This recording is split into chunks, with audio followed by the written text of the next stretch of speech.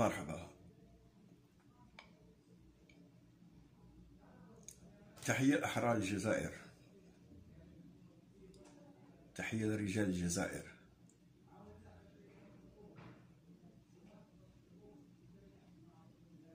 تحية للحراك، حراك الشعب الجزائري المبارك.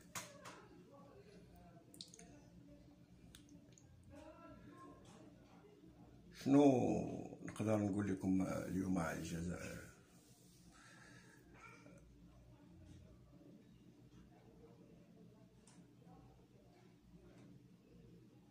أعلن النظام العسكري الجزائري أنه أطلق سراح 18,000 معتقل رقمي.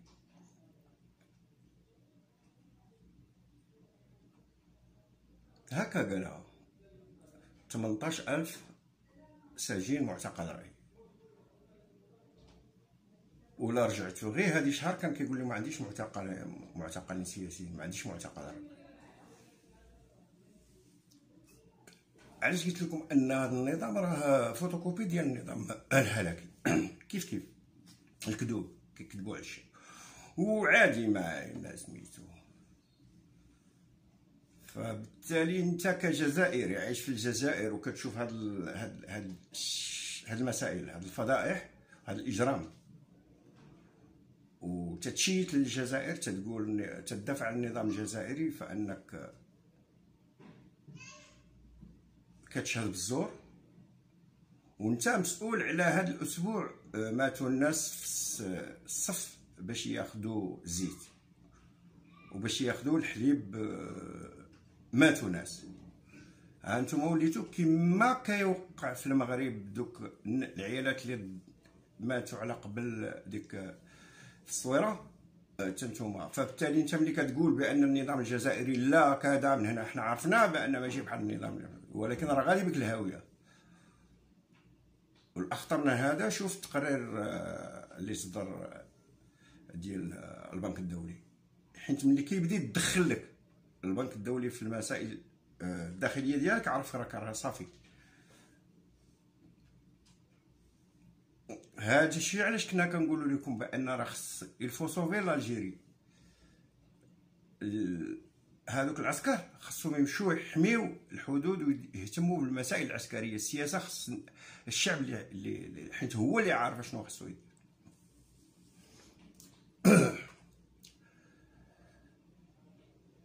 تحيه لأحرار المغرب. و نسيت ما هضرتش المره اللي فاتت على هذاك لوكا ديال هذاك السيد المنصي اللي بغى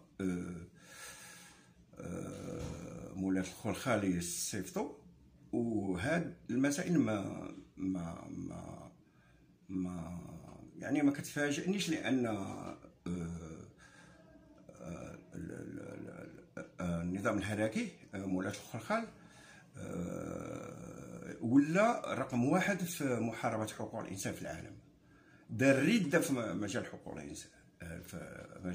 الإنسان، وكيحاول يصدر هذيك الثورة ديالو، هذاك الفكر ديالو ديال الاستعباد والعبودية وديال الخيانة ايمورال. باسكو هاد لو كا يغوليف دو لا ديونتولوجي مورال يونيفرسال. هاد المسائل ما تقدر ديرها حتى دولة، انها تسلم واحد الانسان عارفه غيمشيو غيردوه في بلادو غيديروه كفته. وقبل منها راه دارها، راه عذب اجانب ماشي مغاربه، اجانب في تماره. يعني ان ملي كتسمع ترامب قال لهم بان المغرب فتح لينا الباب في افريقيا لاعاده العبوديه، سا سينيفي سا سينيفي.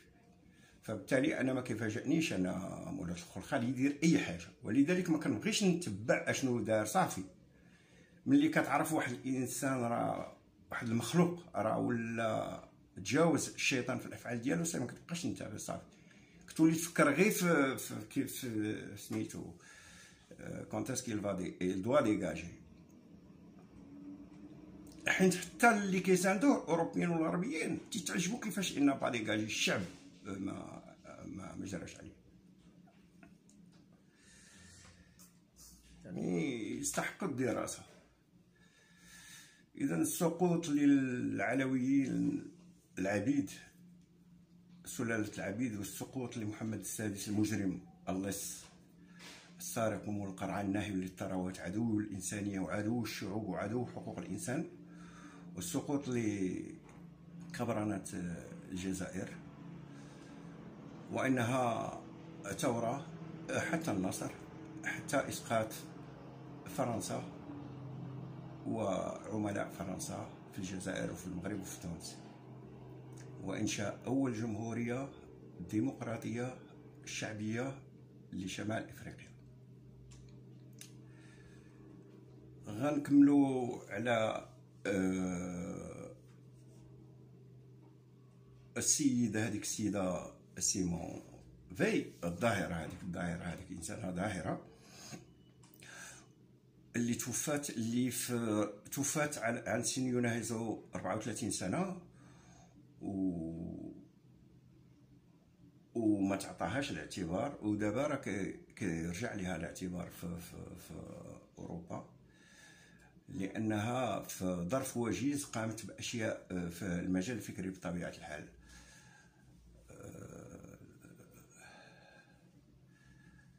حنا انا شخصيا ملي كنناقش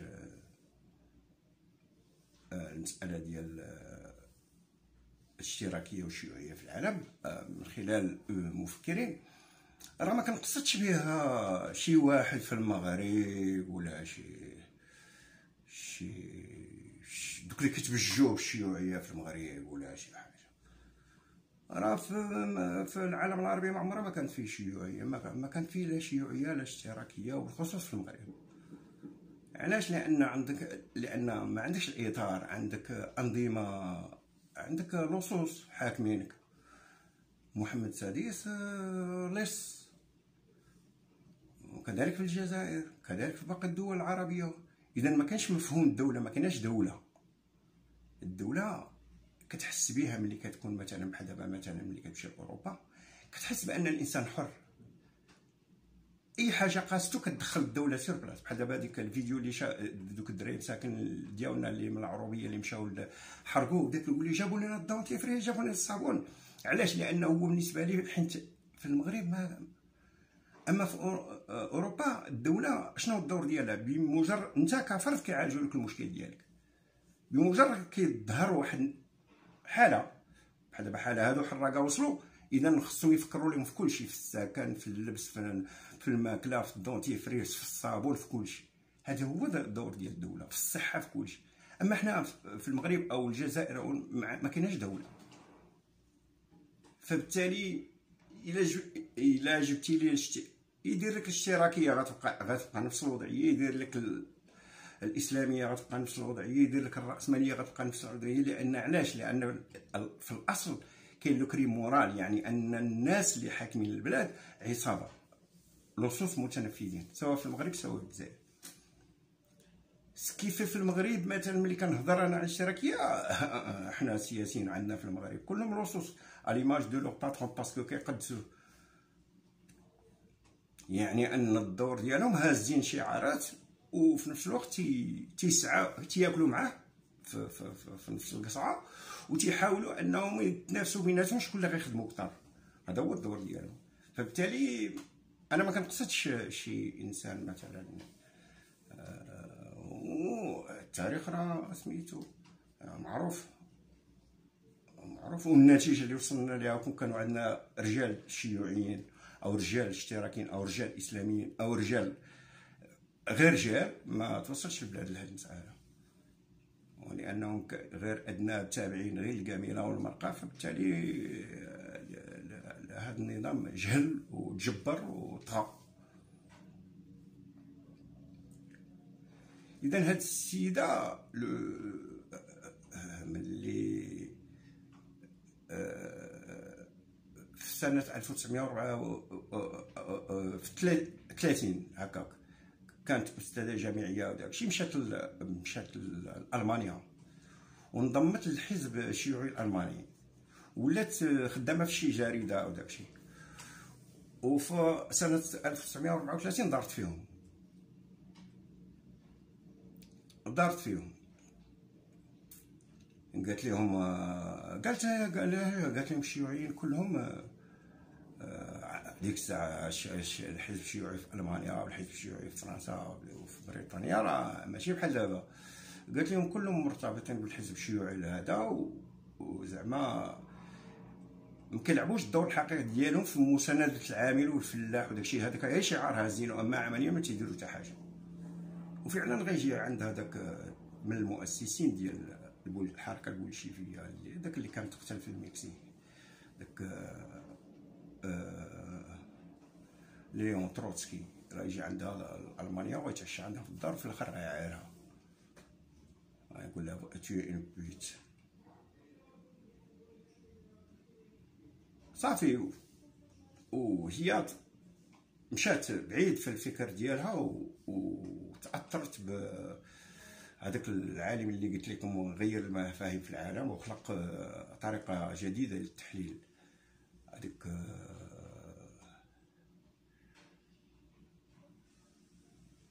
طريقه جديده للتحليل، وهي لا فينومينولوجي. تاثرت به. واش كيقول لك؟ تيقول بعدا واحد المساله، لو ان اي مغربي مثلا بغى يعرف الحقيقه، كيس كيل دي ادمون هارديس؟ il dit pour apprendre il faut désapprendre. شتي كيفاش؟ pour apprendre il faut désapprendre. وانت جاي عامر مشحون من الصغر وما كيشحنوا فيك الحزب، عندنا الحزب الاشتراكي، الحزب الشيوعي، الحزب الاسلامي، هذا فلان سميتو كذا من هنا، الحركه الوطنيه. كتمشحون ملي كتجي كتبغي تقلب على الحقيقه ما كتقدرش. يفوت ديزابرونط، تخوي راسك من هذيك الخزابيلات وسير قلب مزيان باش تفهم.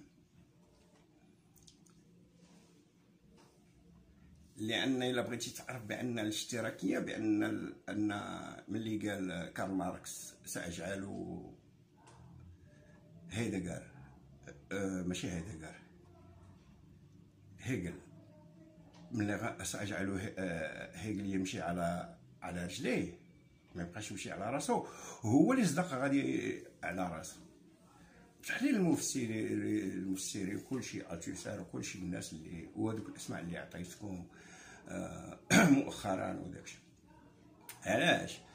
حيت هما بجوج كيامنوا بالحتميه التاريخيه، ولكن الاخر كيشوف لها على اساس انك تنطلق من الوعي الفردي بالحريه وكتوصل للوعي الكلي. فبالتالي الانسان كيوصل للسعاده ديالو.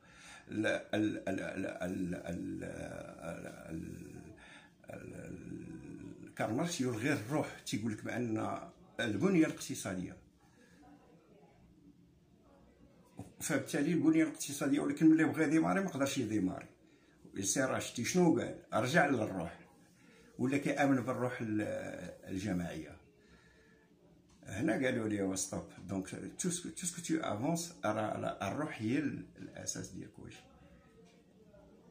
وعطاو فسروا العلماء بان هذوك الافكار ديالو، ديك الانسان اخو الانسان وكذا ومن هنا ومن هنا، وهذاك الشيء غير مسائل لا تخلق واقع، ما تقدرش تخلق لك واقع.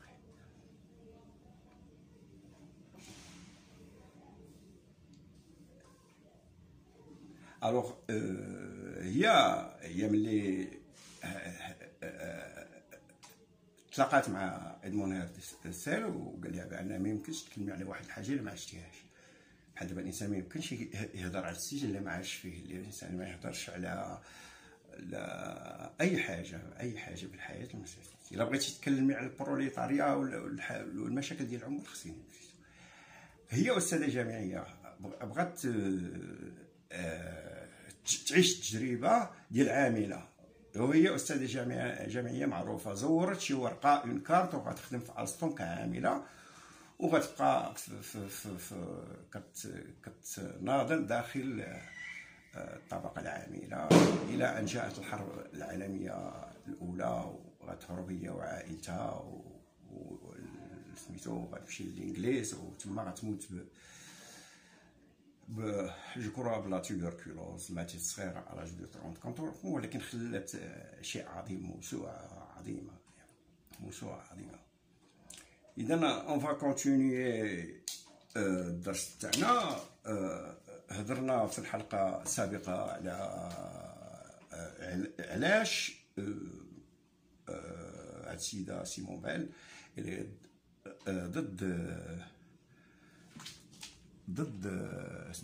ضد الاحزاب. اكون جات شافت الاحزاب ديالنا في المغرب كره تخلعت هربت الاحزاب في اوروبا، وقلنا بان الجزء الاول هو ان المساله الاولى اللي كيتبنى عليها حزب وهي لوموجينيتي دي زيدي، وقالت لك هي بان ما يمكنش واحد الانسان اللي عنده فكر انه ينخرط داخل حزب، لان دائما كتبان واحد المسائل، وهنا كتطرح مساله الحزب لونيتي دو بارتي، يعني ان الانسان المفكر كيولي كيخلق مشاكل للحزب، فبالتالي كيولي هو مضار مع ثلاثه الحوايج، يا اما يكون وفي للافكار ديالو، يا اما يكون وفي للشعب، يا اما يكون وفي للحزب. فبالتالي ملي كيوقع اي اصطدام كتبان الخيانه وكيتنعت بالخيانه، اما من طرف الحزب الى عارضه في الفكر ديالو، يا اما من طرف الشعب الى مشى معاه في الحزب في لادون ديالو، يا اما كيتعذب نفسانيا لانه ما كيقولش داكشي اللي بغى اللي كيعبر عليه. هنا غندوزو لا دوزيام ايتاب، وهي اللي كتهضر على لا دوزيام ايتاب. هي الاولى هي ديال قلنا ديال لوموجينيتي دو بارتي، والحاجه الثانيه وهي البحث عن الكرسي، لا ريشيرش دو بوفوار. اذا شنو تتقول؟ كتقول هدف اي حزب سياسي هو الوصول الى السلطه. اور pour atteindre cet objectif، من اجل هذا الهدف الحزب خصو il doit gagner en force، il doit gagner en influence، خصو يربح في المجال ديال القوه، تكون عنده قوه ويكون عنده مجال ديال التاثير. سيتادير كونكريتمون il doit grossir، خصو يكبر باش توصل للسلطه، خصك تكبر. وداير كيقولوها في المغرب النظام كيخلصك على عدد الرؤوس اللي منتميه لك. C'est ce qui fait dire à Simone que le but d'un parti politique c'est la croissance illimitée. يعني بالنسبه لسيمون في كتقول لك بان الهدف ديال واحد الحزب كيبغي يكبر بدون حدود، كيبقى غادي خصو يكبر. Un parti politique ne possède jamais trop d'adhérents ni trop d'électeurs. يعني بالنسبه ليه ومهما وصل في عدد الناخبين تيقول لك راه ماشي بزاف، اولا المنخرط كيقول لك ماشي بزاف، ما كرهش هو يولي البارتي اونيك كله في البلاد. اي ميم لورسكان بارتي se fait élire il n'en a pas fini avec la quête du pouvoir. واخا كينتخبوا عليه وكينجح وكيطلع للسلطه، كيبقى دائما عنده الهوس ديال الانتخابات الجايه. لذلك لاحظنا بان كومون يسابيل الندالة واخا كان في البوفوار كان كيخطط للمرحله المقبله، سكيفي نسى هذيك المرحله اللي فيها صافي، هو غير يوصل له البوفوار صافي ما دار حتى حاجه.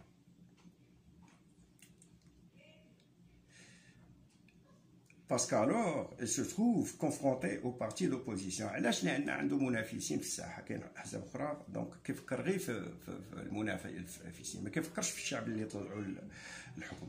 Il se trouve confronté aux contraintes internationales، وكذلك عنده إكراهات دولية، تبعية كذا من هنا. Autrement dit, il se trouve confronté à tout ce qui n'est pas lui. كيواجه كل اي اي شخص او اي مجموعه او اي اللي ماشي تابعه ليه، هو راه في مواجهه معها. Et tout ce qui n'est pas lui représente dès lors une menace envers son pouvoir. و من غيره هو ومن غير الاتباع ديالو راه بالنسبه لي راه كيشكلوا عليه خطر للنفوذ ديالو.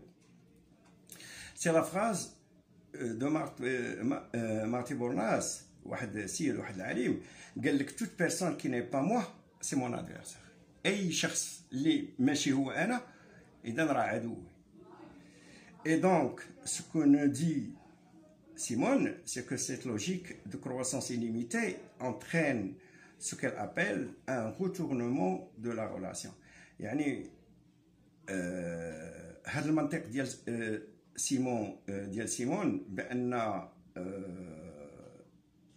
لا كرواسونس illimitée يعني النمو الغير محدود كيؤدي في التالي لواحد الانقلاب في العلاقة ما بين الغاية والوسيلة. Qu'est-ce que ça veut dire? ماذا يعني هذا؟ Eh bien, ça veut dire que le but du parti politique n'est alors plus d'instaurer le bien commun. يعني كيولي الهدف ديال الحزب السياسي ما كيبقاش هو يدير لو بيان كومان، يعني الخير الجماعي، يعني لو بيان يقاد الوضعيه، لو بيان كومان، يعني يقاد البلاد، يقاد الشعب، يقاد سميتو، ما كيبقاش يسعى لمصلحه الشعب. سون بوت سي دو كونتينيي ا كروات، كيولي عنده هدف واحد هو يزيد ينمو indéfiniment بدون نهايه. En clair, ce que nous dit Simone, c'est que le parti politique n'est pas un moyen pour instaurer le bien, il devient lui-même le bien. هذه مقولة عميقة، وهي كتقول لك بأن الحزب ماشي وسيلة باش نديروا الخير نقادوا البلاد، كيولي هو براسو هو الخير صافي، كيقول لك أنا هو الخير. Le parti politique devient lui-même sa propre fin، يعني كيولي في حد ذاته هو الغاية. يعني الحزب ما كتبقاش عنده شي غاية بني يقاد الشعب، يقاد السياسة، يقاد التعليم، يقاد، لا، كيولي هو الغاية في حد ذاته. Et ça, c'est très ennuyeux parce que si le parti devient lui-même sa propre fin, ça veut dire que tout ce qui est susceptible de favoriser la croissance du parti est un bien, y compris le mensonge, y compris la compromission. بمعنى أن، وهذا خطير، أن الحزب كيولي هو في حد ذاته هو الغاية في حد ذاته. علاش؟ لأن ملي كيولي بهذه الصفة الوغ كيولي كيطمح غير التنمية ديال الحزب بجميع الوسائل، بما فيها الكذوب وبما فيها لا كومبروميسيون. لا كومبروميسيون هي التنازلات، كما كيديروا الاحزاب ديالنا مع القصار ومع النظام الملكي، فون دي كومبروميسيون. ولكن لي كومبروميسيون ديال اللي داروا ديالنا ما كتدخلش للدماغ، يعني صافي دخلوا هي في الحقيقه ماشي سي با دي كومبروميسيون، هما غير بقاو كيهبطوا كلشي صافي. دابا بقى عندهم ما يهبطوا. قالوا بان حنا اشتراكيين للملك، وقالوا بان الملك راه هو حافظ الرسول، وقالوا بان نحن دولة امير المؤمنين. صافي ما بقى عندهم ما يهبطوا ما يقولوا شي حاجه. Alors, si vous risquez de perdre 5% des voix en disant la vérité, dire la vérité, c'est trahir votre parti. إلا كنتي كتريسكي أنك تضيع 5% من الأصوات ديالك، علاش؟ لأنك بغيتي تقول الحقيقة، ألو الحقيقة كتولي في حد ذاتها خيانة. أنك تقول الحقيقة كتولي خيانة للحزب. Être loyal envers son parti, c'est être déloyal vis-à-vis de la vérité. يعني أنك تكون وفي الحزب هو كيعني في الحقيقة أنك تولي غير وفي للحقيقة، كتخون الحقيقة. ولذلك ولينا كنشوفوا nos politiciens ils mentent comme ils respirent. كما كيتنفسوا.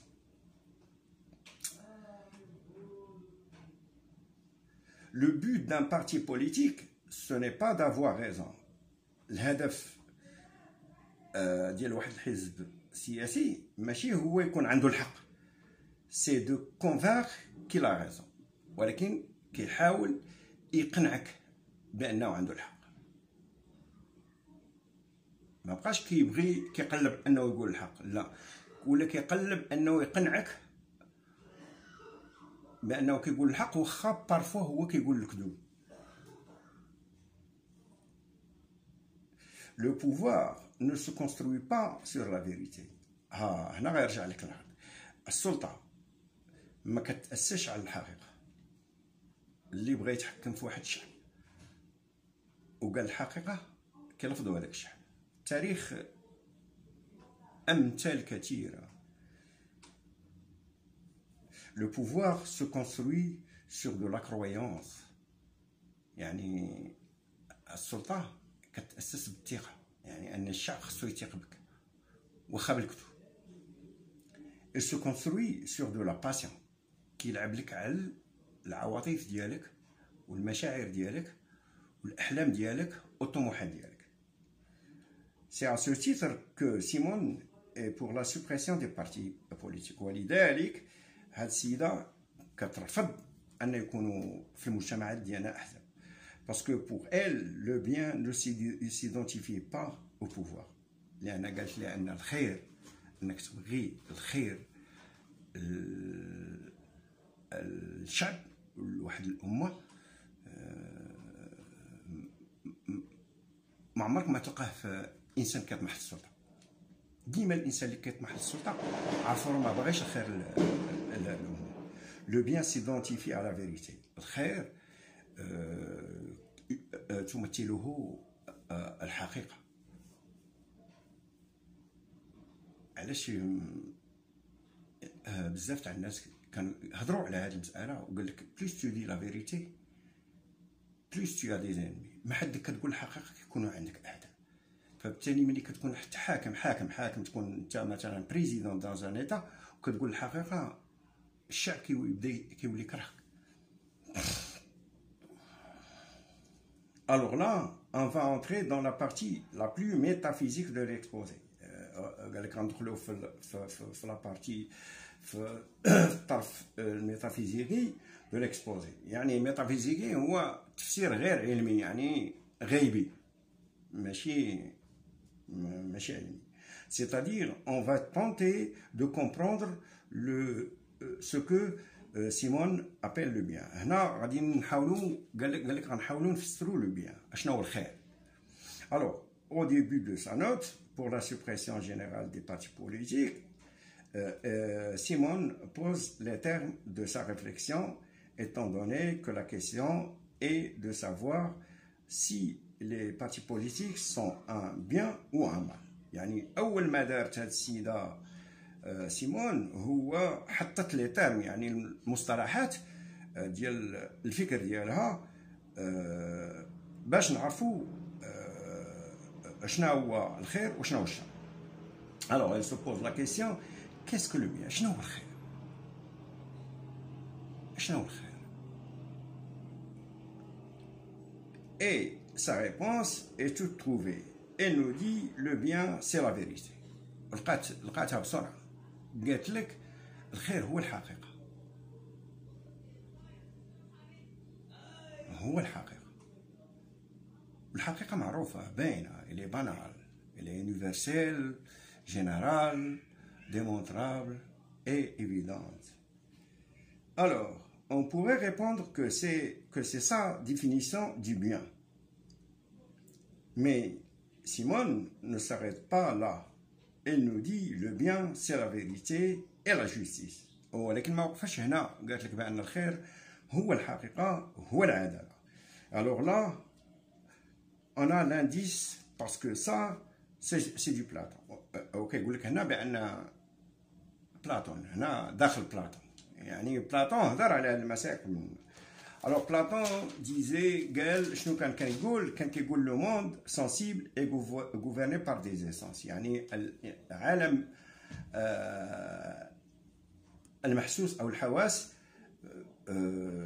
محكوم des essences. يعني une essence هي comment dirais-je, comment je peux l'expliquer, l'essence de la chose هي الروح ديال الحاجة. Et la plus haute des essences c'est le bien.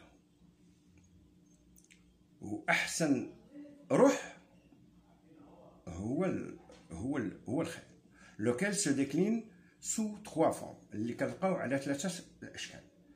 الخير، الحقيقة، العدالة، لا جوستيس، et la beauté. لا بوتي ماشي هو الزين، هو الجمالية. هدرت واحد النهار ملي كنت كنهضر على داك الراجل هذاك كانت ايمانويل كانت، هدرت على لي ستات سكون ابيل لا مورال استات. كدير شي حاجة كديرها بجمالية. لا فيريتي سي لو بيان دون لو دومين دو لا بونسي. الحقيقة هي الخير في مجال الفكر. La justice, c'est le bien dans le domaine de la morale. العدالة هي الخير في مجال الأخلاق. Et la beauté, c'est le bien dans le domaine des sens. Et la beauté, c'est le bien dans le domaine des sens, c'est-à-dire أن الجمالية هي الخير في مجال المعنى. باش حياتك يكون عندها معنى. حياتنا كلنا تكون عندها معنى. دابا ملي كتمشي في اوروبا بحال دابا النرويج ولا الدنمارك، ملي كتخرج كتشوف كاين معنى، كاين كلشي زوين. علاش؟ لان كاين معنى للحياه. ملي كتخرج عندنا كتشوف كلشي متناقض، ما كاينش معنى وما كاين تناقضات، ما كاينش معنى وكاين ما كاينش جماليه. Et donc chaque modalité du bien correspond à chacune des 3 parties de l'âme. إذا هنا شفنا بأن كل نوع من أنواع الخير عنده علاقة من جزء من أجزاء الروح. La partie sensible située en bas, الجزء المحسوس ولا sensible يعني إحساسي موجود في أسفل الإنسان. لا بارتي مورال سيتيي أو ميليو، والجزء الأخلاقي كاين في الوسط، ولا بارتي راسيونال سيتيي أون. هكا فسرها بلاطون. Donc évidemment c'est une conception à laquelle en tant que moderne on n'est pas habitué, même si dans les mots qu'on utilise au quotidien on peut constater cette unité entre les différentes déclinaisons du bien. قال لك واخا حنا ناس عايشين في واحد العصر ما بقيناش كننتبهوا لهاد المسائل، ولكن نقدروا نشوفوا هاد الوحده ديال الخير اللي كاينه في 3 الأجزاء. بما ان الانسان واحد، فان الخير كاين في 3 parties de son corps. Par exemple, la réponse à un problème mathématique, on pourra dire qu'il est vrai. بحال دابا مثلا في حياتنا اليوميه، مثلا واحد المساله رياضيه ملي كنديروا الجواب نقدروا نقولوا لا ريبونس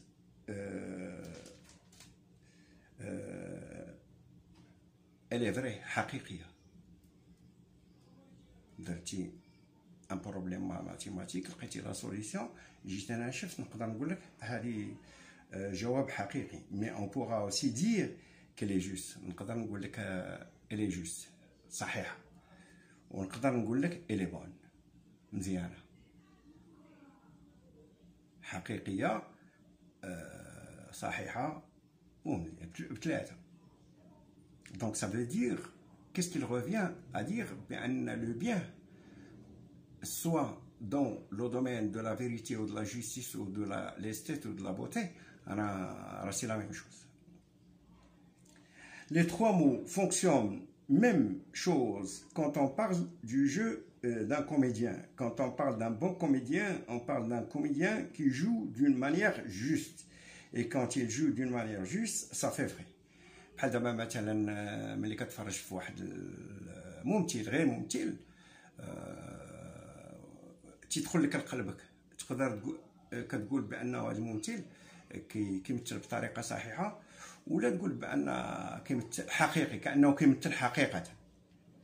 Donc, vous voyez à travers ces quelques exemples, un peu finalement la pensée de Platon n'est pas si étrange. Donc, من هنا كيحلوا بأن هاد السيدة ما بعيداش على بلاطون، هاد سيمون. Mais qu'elle consiste dans des analogies et dans les réponses entre les différents domaines de la réalité. ولكن كتستعمل جميع دوك لي زانالوجي المتشابهات وداكشي في dans les différents domaines de la réalité في جميع مواقع الحقيقة. Et donc quand Simone donne la définition du bien ملي عطاتنا تفسير ديال الخير، elle nous donne la définition à laquelle elle adhère. عطاتنا تفسير اللي هي كتآمن به، à savoir la définition de Platon. يعني Platon مشات لبلاطون. Or, pour Platon, le bien dans le domaine de la pensée, c'est la vérité, et le bien dans le domaine de la morale, c'est la justice, et l'efficacité, la persuasion, le pouvoir, ça ne fait pas partie du bien. يعني ملي هضر بلاطون قال لك بأن الخير في المجال ديال الأخلاق هو لا جوستيس، وفي المجال ديال الفكر هو الحقيقة. ولكن الفعالية والإقناع le pouvoir ça ne fait pas partie du bien. يعني هاد بالنسبة للفعالية ديال واحد الحزب مثلا، باش واحد الحزب باش تكون عنده فعاليه وتكون عنده وسائل الاقناع ما كيلجاش الخير. هذا هو اللي بغى يقول لك. Ça peut à la limite faire partie des moyens pour parvenir au bien. يقدر يكونوا يعني يكونوا طرق من الطرق باش نوصلوا للخير، mais à la condition de ne pas oublier le bien en cours de route. بمعنى أنني أنا رئيس حزب وتنهضر لك بفعالية وكنحاول نقنعك وكنغوات وكنحاول نبين لك بأن سميتو مزيان، إلا كنا بهذه الوسائل كنستعملوها باش نوصلوا للحقيقة، باش نوصلوا للخير، ماشي نبقى جارك غادي بك نحاول نقنعوك وفي الاخر ننسى الخير وندخل في مسائل اللي لصالح الحزب ماشي لصالحك انت كمتلقي. Or, Simone estime que les partis politiques oublient le bien en cours de route. هي محدده متخذه الموقف ديالها بانه كتقول لك بان واحد الانسان رئيس حزب ولا مسؤول في حزب ولا شي حاجه كيبدا يهضر، ملي كتبدا تهضر كتسمع ليه وراه قال الحق لا وعندنا مشكل ديال التشغيل وكذا ومن هنا وعندنا سبيطار وهذا وكذا ومن هنا، صافي كتقول هذا انسان طيب، وكنقول لك راه خصنا نديروا ملكيه برلمانيه.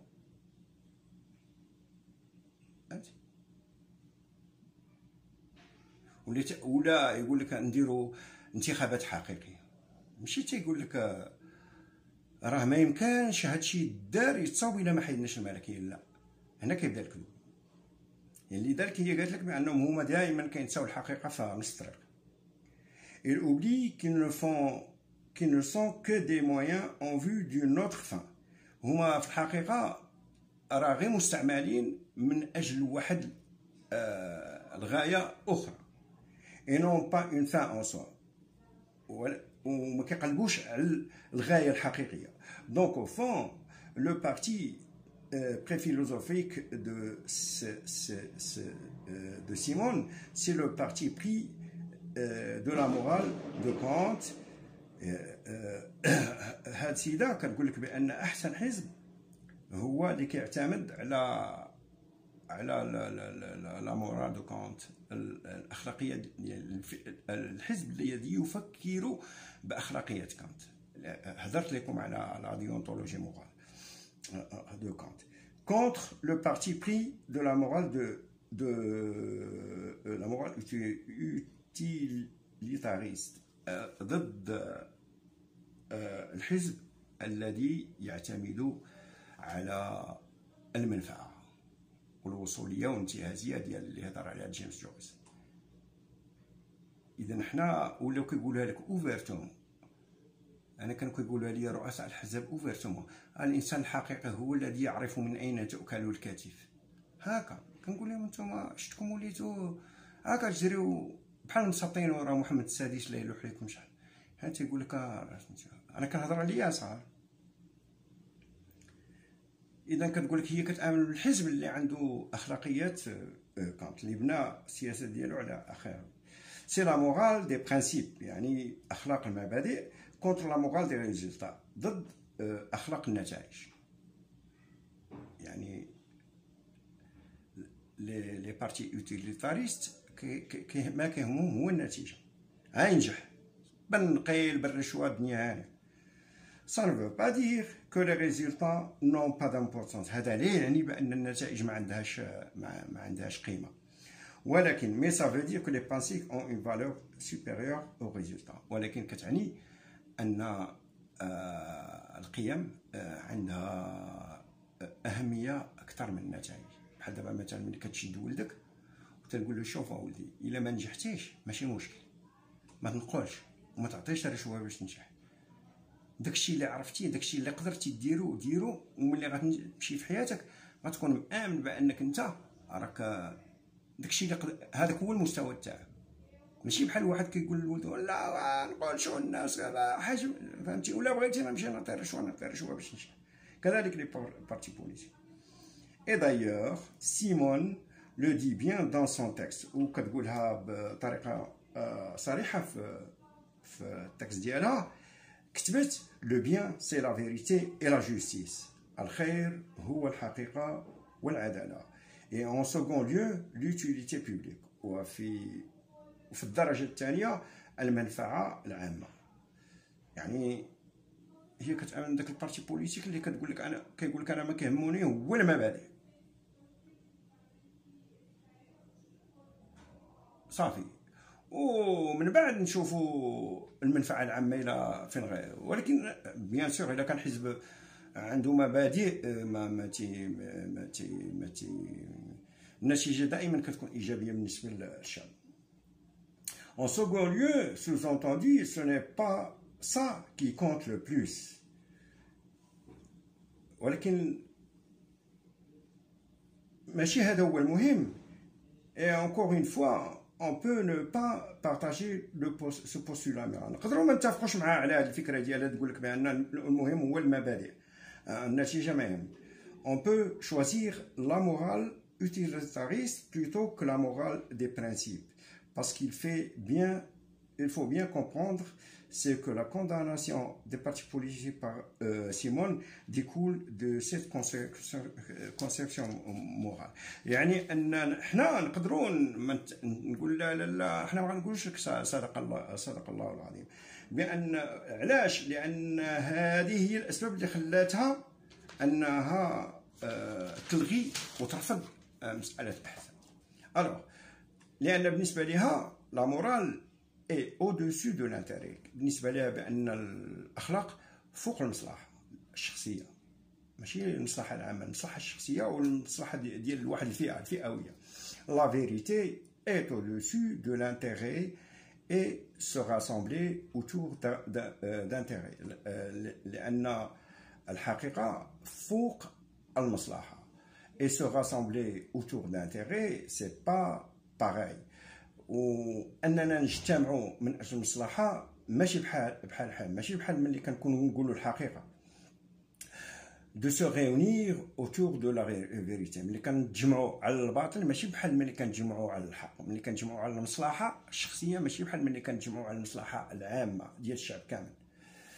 لو بارتي بري فيلوزوفيك دو سيمون est le parti près de Socrate contre les sophistes. يعني أن الحزب اللي كتآمن به هي سيمون هو الحزب ديال سقراط ضد لي سوفيست.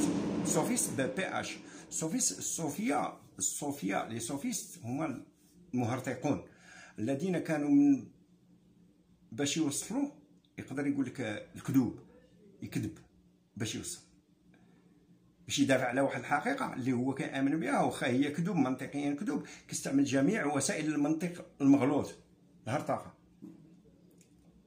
Les sophistes pour lesquels le plus important était le pouvoir. اللي كيهمهم هما هو le pouvoir. Tandis que pour Socrate, ولكن بالنسبة لسقراط, le plus important c'était la vérité, هو الحقيقة. Il n'y avait pas d'accroche possible entre Socrate et les sophistes. ما كاين حتى شي حاجة اللي كتجمع ما بين سقراط وما بين les sophistes. فهمتي؟ De même qu'il n'y a pas d'accroche possible entre Simone et les partis politiques. وما كاين حتى شي قرابه ولا شي حاجه اللي كتجمع ما بين هاد السيده سيمون وما بين لي بارتي بوليتيك. Pour les deux cas, on a affaire à un différent métaphysique. كاين واحد الاختلاف ميتافيزيقي، يعني اللي ما كيتفسرش علميا، ما تقدرش تفسرو. علاش هذا كيبغي الحقيقه وهذا ما كيبغيش الحقيقه، هذا كيبغي الخير وهذا ما كيبغيش الخير، هذا كيبغي المصلحه الشخصيه وهذا ما تقدرش تفسرها علميا. Que c'est maintenant que la célèbre phrase Simone va réellement prendre au sens. Je cite. غايقول لك بان هي فين غتظهر الحقيقه ديال هذيك الجمله اللي قالتها سيمون. Les partis politiques sont des organismes publiquement, officiellement constitués de manière à tuer dans les âmes le sens de la vérité et de la justice. يعني أن الأحزاب تخلقت هي منظمات عمومية تخلقت أساسا ورسميا باش تقتل في الإنسان الروح ديال المعنى والروح ديال الحقيقة والروح ديال العدالة.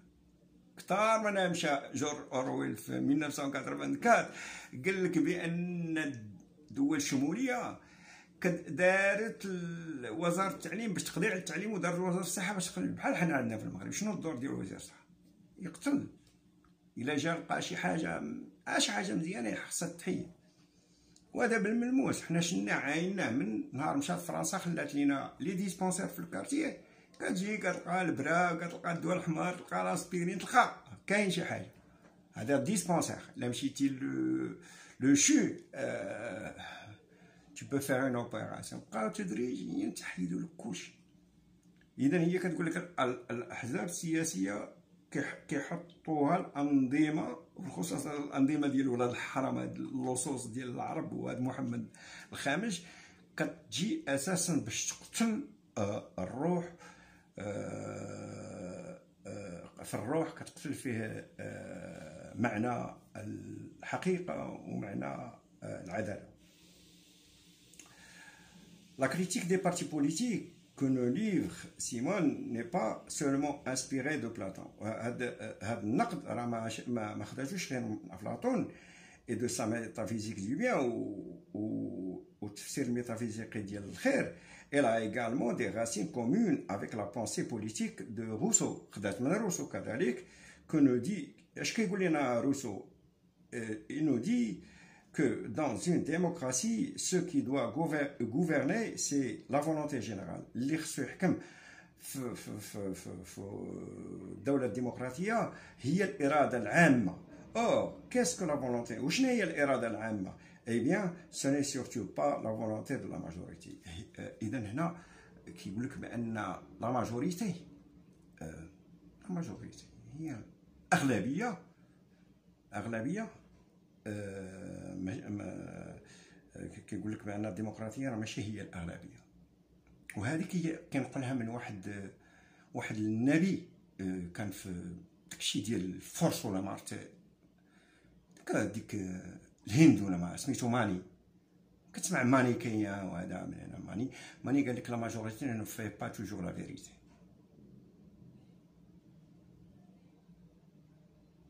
الا جبتي 10 الناس وحطيتي لهم غمضتي لي عينيهم وجبتي لهم بالطوفه وغيمسوها كامل، جبتي لهم قنيه كلهم غيمسوها غيقول لك بالطوفه، واحد اللي غيقول لك بان قنيه.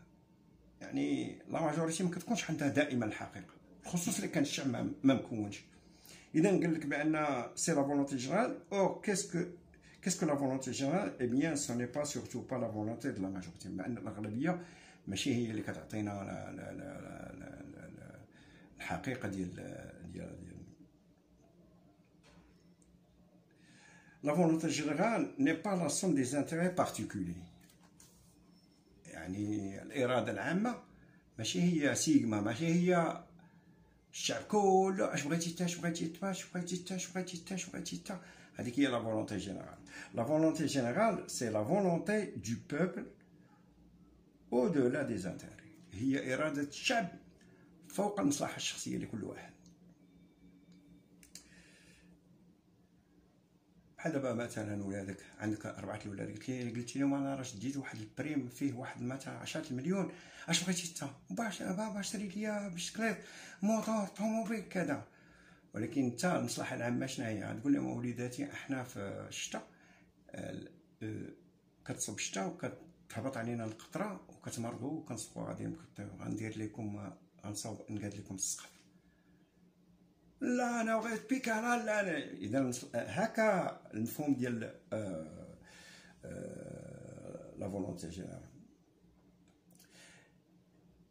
C'est la volonté du peuple en tant qu'entité unie par intérêt commun. يعني هي إرادة الشعب كأنه فرد واحد مجتمعين من أجل واحد المصلحة كتهم الجميع. Ce que Rousseau appelle l'intérêt général، المصلحة العامة. L'intérêt de tous et donc l'intérêt de chacun. يعني أن المصلحة العامة في حد ذاتها راهي المصلحة ديال كل فرد. Donc selon les critères de Rousseau le suffrage majoritaire ce n'est pas de la démocratie. يعني أن ملي كنديروا انتخابات وكيفوز واحد الحزب راه ماشي هذيك هي الديمقراطية، ماشي هذيك هي الديمقراطية. علاش محمد السادس استافد؟ كاع ما يزورش، كاع ما يزورش، ما يتدخلش، يقول كاع السلطه جبدي روحك خليهم يديروا اللي بغاو، داكشي كلشي داكشي في مصلحته. لا ديموكراسي ce n'est pas une notion quantitative. الديمقراطيه ليست مساله كميه، ماشي كميه. Et pourquoi c'est important? C'est important parce que ça permet de comprendre que la démocratie, ce n'est pas le pouvoir du peuple. علاش؟ لأن هذا كيسمح لنا باش نفهموا بأن الديمقراطية ماشي هي سلطة الشعب، بل هي c'est le pouvoir de la raison du peuple. هذه هي الديمقراطية. الديمقراطية ماشي هي شنو هي الديمقراطية؟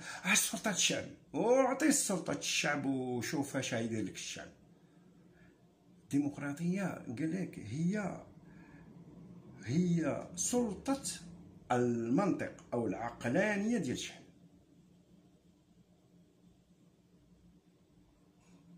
المنطق والعقلانية ديال الشعب. La démocratie est le pouvoir de la raison du pouvoir. الديمقراطية هي سلطة منطق الشعب، لا raison أو عقلانية الشعب. La raison c'est ce qui unit، والمنطق أو العقلانية هو الذي يجمع الشعوب. علاش؟ باسكو لا raison est universelle، لأن المنطق راه عالمي. جميع الشعوب شنو الهدف ديالها؟ تحمي حدودها، تحمي ليسباس فيتال ديالها، تحمي ثرواتها، تحمي أرواح البشر ديالها. هما هادو 4 أو 5 كاع ماكسيموم معروفة في أي دولة. هذا هو الهدف ديالها، تحمي الحدود ديالها، الأرض ديالها، تحمي ليسباس فيتال ديالها، تحمي الثروات ديالها وتحمي. فإذا كان الحاكم هو براسو كيخترق هاد القوانين، هو كيسرق لك وكيقتل الشعب وكيصرف بمعنى.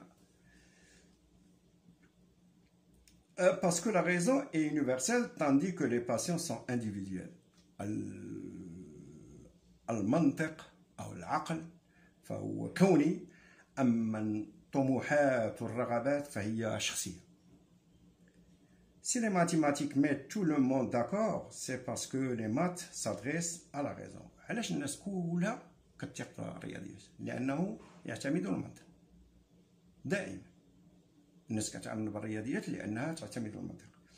Et si la raison est ce qui unit ولا كان المنطق هو اللي كيوحد، la passion est ce qui désunit. فإن الطموحات والرغبات الشخصية هي اللي كتفرق ما بين الشعوب. C'est toujours la passion qui divise. الرغبات والأنانية هي اللي كتفرق الشعوب.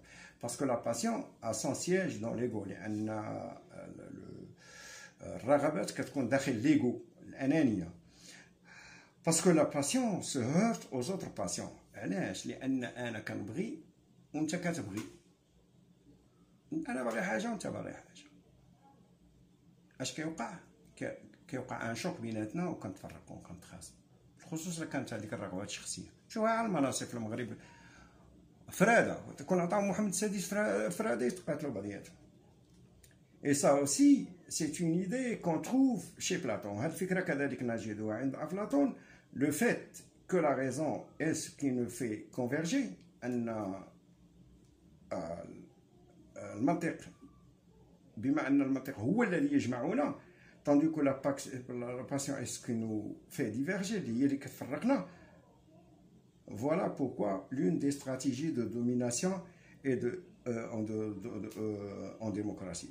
C'est la manipulation des passions collectives. بما أن هذوك الناس الأوليغارشيات اللي حاكميننا كيفهموا بأن المنطق هو اللي كيجمعنا، كيؤدي بنا إلى الوحدة، والرغبات هي اللي كتفرق بيناتنا. فلذلك في الديمقراطيات اللي حاكمه العالم اليوم باش تحكم في الشعوب كتستعمل الرغبات الجماعيه، لي باسيون كوليكتيف. في الكره محمد السادس 80 مليار للجامعه ديال كره القدم، 80 مليار ميزانيه، والسبيطار 16 مليار، والتعليم 12 مليار. يلا والشعب بخير. وقال لهم لا لا لا الكره ما غنصرف عليها التريال، انا اللي كيهمني هو التعليم. وساعه نوضوا ليه، حيحوا عليه، والله تيحيحوا عليه.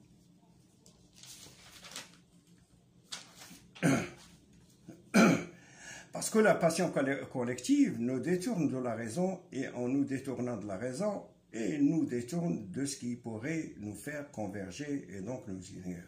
وعاد الكلمة مزيان، لأن الرغبات الجماعية كتحولنا، كتخرجنا على الطريق ديال المنطق، وملي كتخرجنا على الطريق ديال المنطق كتخرجنا على الحاجة اللي ممكن تجمعنا واللي ممكن توحدنا. C'est ce qui évitera de trop donner la parole au peuple, sauf quand c'est pour exciter la passion collective. ولذلك كيحاولوا ما أمكن أن الإنسان اللي كيهضر بمنطق، حتى في أوروبا حتى في أمريكا في جميع دول العالم، ما عمرك ما كتسمعوا لا في التلفزيون ولا في الراديو وداكشي. فهمتي؟ شكون اللي كيهضر؟ هو الإنسان اللي كيحاول اكسيتي، يشعل فيك العافيه بالنسبه للرغبات ديالك الجماعيه. شكرا والى فرصه قادمه.